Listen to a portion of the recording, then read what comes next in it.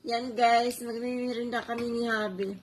So, ang gusto ni Habi is yung carrot cake.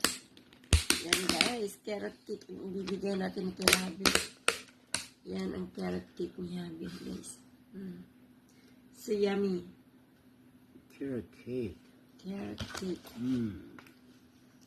Yan ang carrot cake ni Habi guys. Favorito niya yan. So, bigyan natin si Habi ng carrot cake. Habi, this is your carrot cake. Yan.